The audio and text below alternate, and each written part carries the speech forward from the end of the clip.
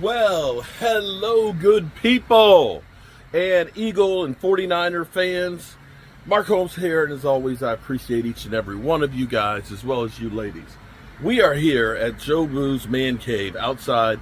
It's actually a beautiful day, and normally I would be at FedEx Field right now in past years. This year has not been not a great year for the Cowboys, and my apologies to everybody that's used to actually going to my tailgate and things, but financially I spent a boatload of money to go to Dallas, and I probably should have kept my money instead of going there for the game in Dallas, although I'm not mad about that. Maybe I should have just gone to the tailgate here. At least we would have been hanging out with some of my great friends and things. But in the meantime, we're going to have a game day watch party here. My man DMV will be here. My daughter will be here. My daughter's boyfriends, or both of their boyfriends, will be here and things. So, and I'm cooking some ribs. Okay, I'm smoking some ribs here this morning. Look at that. So we will have some pork barbecue, at least to enjoy. I have to, like I said, I have to apologize to everybody because, now I'm feeling kind of bad right now because I'm not there. It seems like with every year except for COVID, we have been there. Tailgating and having fun.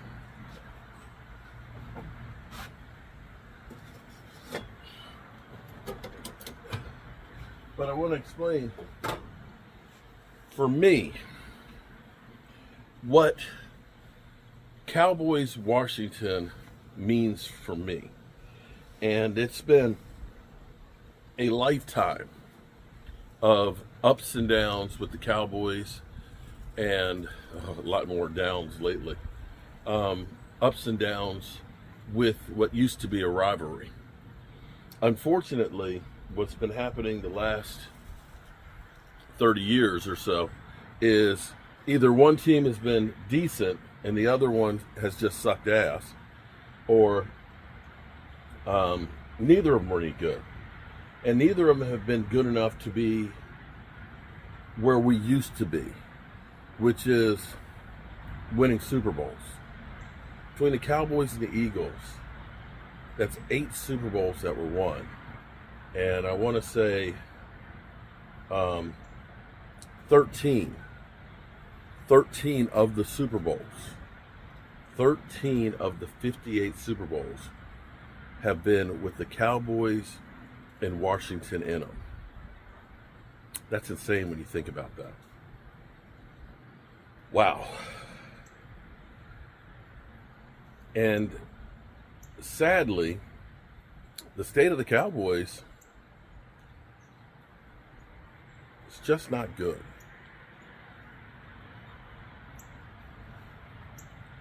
Jerry Jones has made a marketing juggernaut. Even now, as bad as the Cowboys are, he's still getting money. He's still paid. Back in the day, when it used to be guys like Dyron Talbert and Joe Jacobys and Mark Murphys and Joe Theismanns for Washington, and Randy White and Ed Too Tall Jones and Roger Staubach and the Bob Lillies, that was when football was really about something. I don't know what football is about anymore, where everything is about my podcast, everything is about me selling my jersey or my merchandise and things. The stuff that used to make football great, which was a true love for the sport, an alliance and allegiance to a team and teammates, no longer exist. I'm not belittling what football is now. I understand about concussion protocols and trying to keep the players healthy and things like that. I understand about maximizing the amount of money that they can make and things through marketing deals.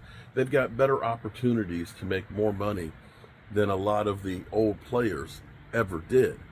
And the good news for them is, or at least hopefully, they'll be able to take all those winnings and make it last a lifetime. Although we're seeing with those guys now, they living fast and they dying hard, and that money is gone. But I hope that this generation makes wiser decisions with their money than the past ones did. But the past ones never made anywhere close to the money that they're making now. I get it. It's a business, and you are your own company. But I miss those days when it was literally war. When the Cowboys and Washington met, it meant something. It meant something.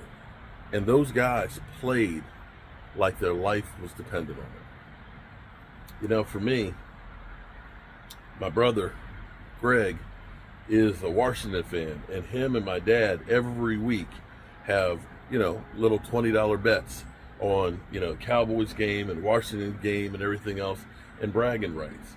It's funny because when the Cowboys are winning, my brother just sends my dad a check. Washington's winning. Oh, I think he's showing up to get his money. It's literally like that. And I miss those days.